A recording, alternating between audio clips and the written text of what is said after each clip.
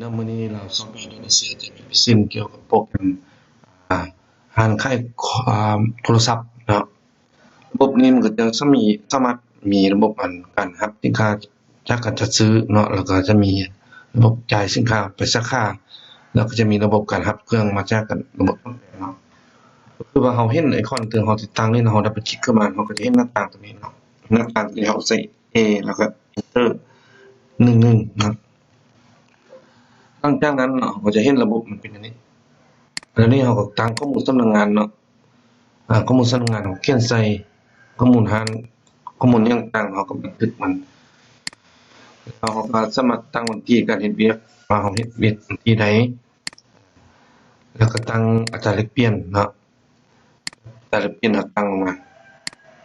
แล้วเราก็สามารถตั้งพนักงานการขายตั้งพนักงานขายตั้งปั๊บตั้งเนาะพนักงานขายตั้งเข้ามาแล้วก็บันทึกตั้งลูกค้าลูกค้าในลูกค้าประเภทใดประเภท VIP ประเภทหยังไปวันนี้เรามาเบิ่งหมวดสินค้าเนาะเอามาเพิ่มหมวดสินค้าตัวอย่างคือหุ้น6ยังไงเขาสิว่าหมวดโทรศัพท์สำหรับ iPhone ซะเนาะหมวด iPhone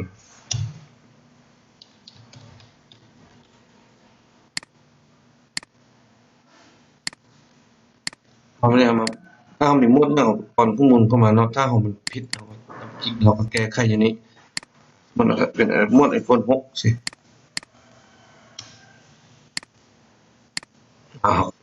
แก้ก็ได้เราเข้ามาเพิ่มรายการเพิ่มสินค้านี้แล้วเพิ่มสินค้านี้เราก็เลือกหมวด iPhone เนาะว่า iPhone 6 Plus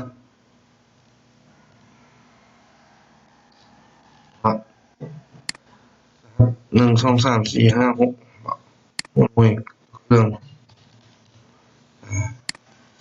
สร้างธุรกิจสร้างอาหารขาย3,500,000 บาทแค่ยก3,000,000ทอง3,300,000ค่ายพิเศษก็คือถ้าบ่มีเขาก็ได้3,500,000เป็นได้โลดแต่ว่ามีราคาต้นทุน2,500,000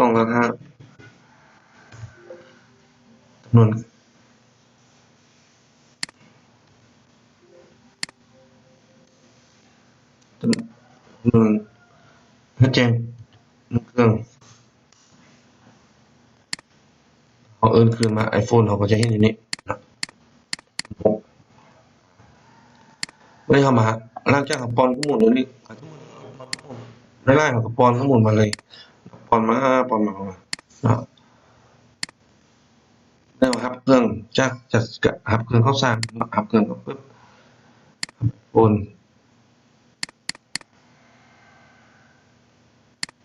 ว่า iPhone พาร์ทเนี่ยเขาเครื่องปั๊บผู้ใดเขาใส่ชื่อไป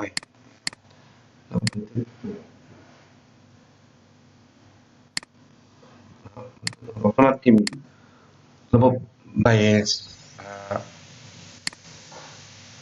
รับเครื่องเขาเอาไหนเนาะเขาก็สามารถรายงานว่าเขารับเครื่องมื้อนี้เท่าใดเขารับเครื่องเท่าใดเนาะรับเครื่องเข้ามาเท่าใดมารายงานเบิ่งว่าเนาะเขาก็สามารถรายงานว่าระบบการรับเครื่องของเขานี่มื้อนี้เดือนนี้ปีนี้เท่าใดเดือนนี้ปีนี้เท่าใดนอนแยกตามสินค้าเขาสามารถแยก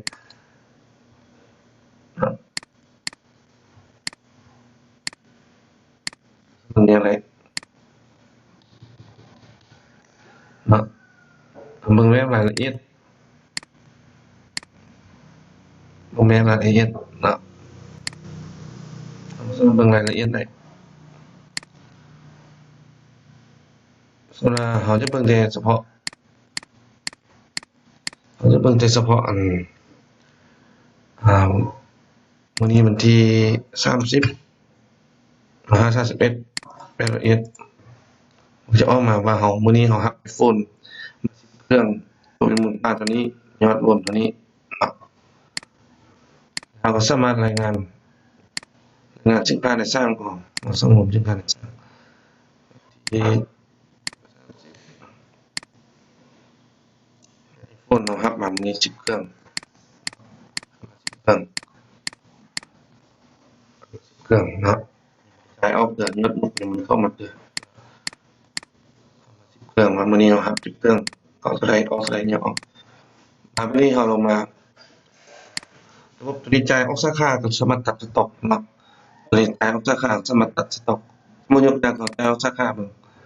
ระบบตัวนี้เป็นระบบชำระหนี้เนาะเอาสามารถชำระหนี้สามารถชำระหนี้ก็คือว่าเราสามารถชำระหนี้ได้ว่าเราติดหนี้ผู้สนองเท่าใดเราสามารถเบิ่งรายการยอดหนี้ของเราได้เนาะรายการยอดหนี้ก็คือว่าติดหนี้ผู้สนอง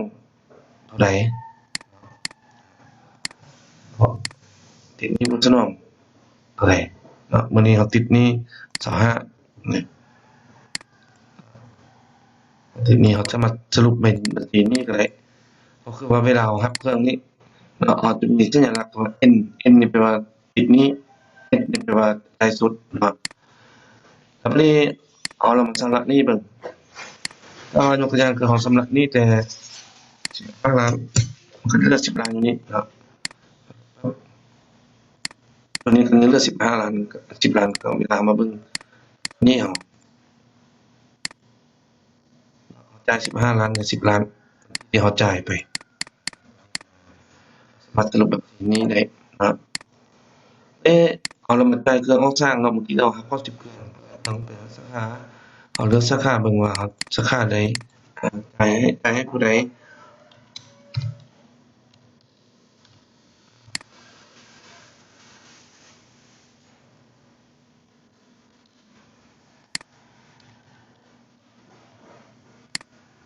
มันจ่ายออก2เครื่องเนาะจุดลำไส้แม่น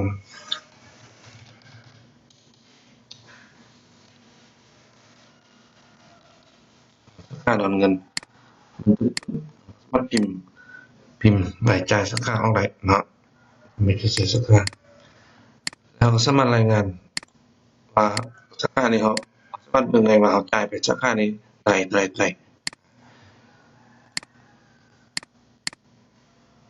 สามารถเบิ่งรายงานว่าเขาจ่ายสาขานี้ได้เขาแยกตามสาขาเนาะว่ามื้อนี้เขาจ่ายไปสาขาตัวนี้เท่าใดจ่ายไปเท่าใดเขาสามารถสรุปบัญชีว่าจ่ายไปในสาขานี้เท่าใดตกแต่ผู้ใดจ่ายผู้ใดรับผู้ใดอนุมัติเนาะเขาสามารถจ่ายได้มื้อนี้เรามาเบิ่งสรุปบัญชีสร้างเราเนาะบัญชีสร้างเราก็จะวันที่30จ่ายไปปึ๊บซื้อเอาเข้ามา11จ่ายออก2แล้วเหลือ8เขาสามารถเฮ็ดใบสรุปได้เนาะสามารถเฮ็ดใบสรุปได้จ่ายออก2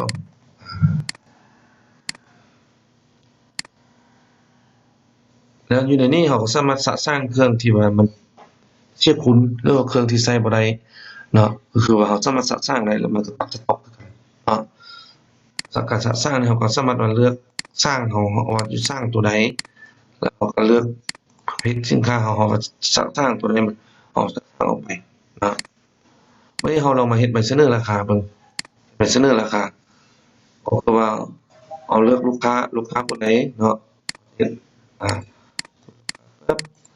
เฮ็ดใบเสนอราคา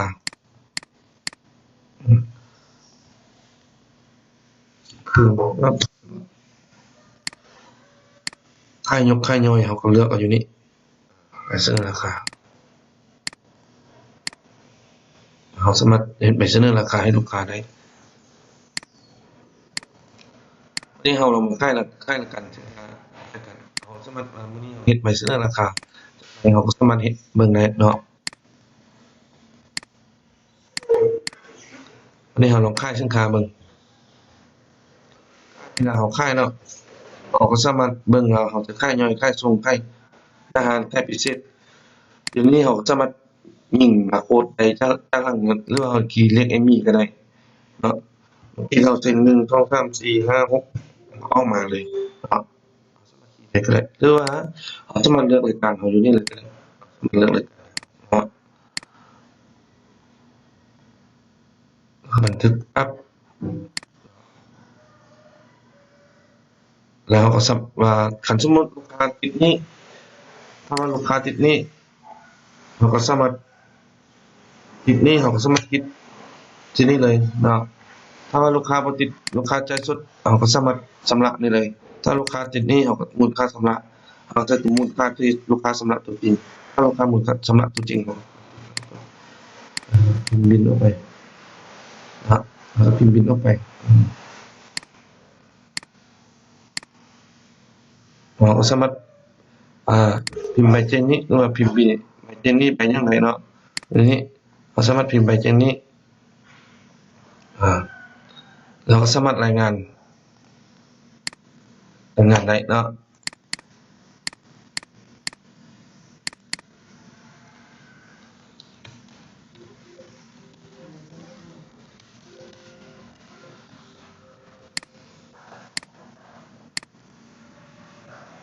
วันนี้เราสามารถเบิ่งรายงานยอดขายประจำวันเราได้มันยอดขายประจำวันได้ยอดขายประจำวันเราขายจากเครื่องสามารถเบิ่งรายการยอดสามารถเบิ่งรายการว่าเราขายเท่าใดเนาะสามารถเบิ่งได้แล้วเราก็สามารถติดตามหนี้ต้องรับหนี้ต้องส่งว่าผู้ใดติดหนี้เราผู้ใดหยังเนาะสามารถส่งลงแล้วครับเบิ่งยอดถึงต้นขายเราสามารถเบิ่งได้เนาะว่าเราได้กำไรเท่าใดวันนี้มาเบิ่งบัญชีสร้างว่าเราขายไปเมื่อกี้นี้ตัวตรงทั้งหมดเป็นจบเป็น3 อันเนาะที่30นี่เราขายไปเนาะขายไป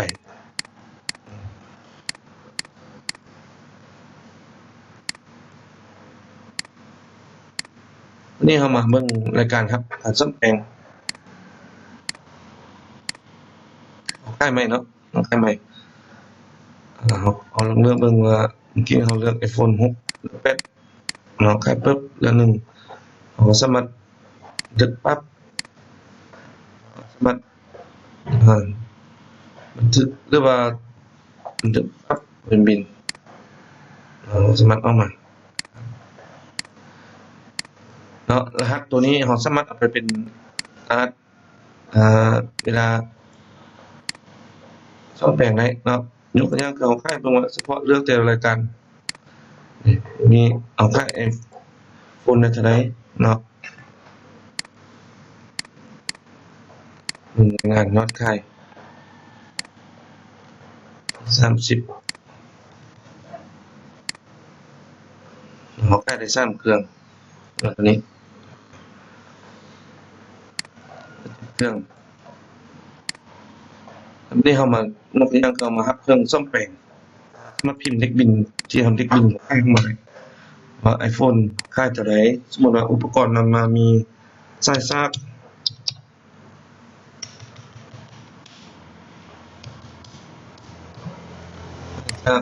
serial number 1 2 3 4 5 6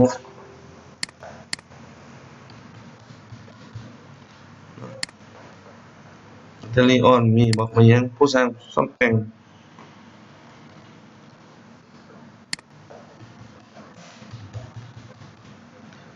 อยู่ผู้รับพนักงานรับเครื่อง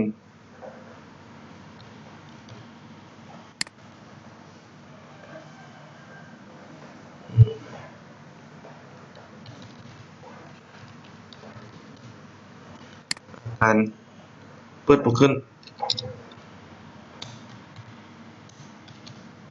หน้าจอดำนะครับอันนี้เครื่องมีตำหนิทางข้างไว้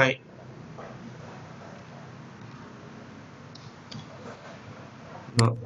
วงเงินซ่อมแปลง ถ้าเรามีถุงมือใส่เราบ่มีเป็นสินค้ารับประกันบ่สินค้า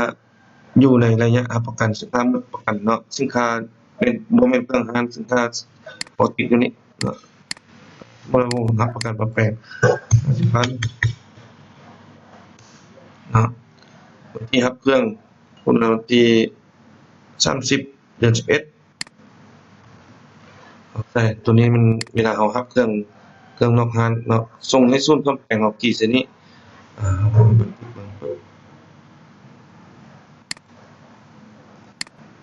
ิ่นบินทั้ง2ซ่อมแปลงครับสำหรับที่บินเราสามารถรับเครื่องได้ว่าเรา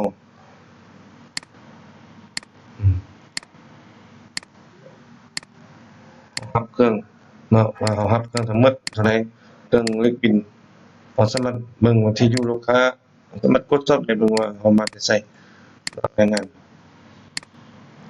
การซ่อมแปลงนะครับเครื่องหนึงเครื่องสูงสุดเครื่องหยังต่างเราสามารถเบิ่งได้ว่าโอเคครับแต่สมมุติอย่างคือว่าทำมาแล้ว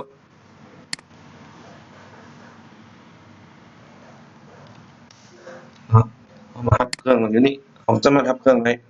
เนาะอันนี้มันบัดนี้เราเบิ่งระบบรายงานเราสามารถกำหนดอยู่นี่ได้เนาะกำหนดอยู่นี่ได้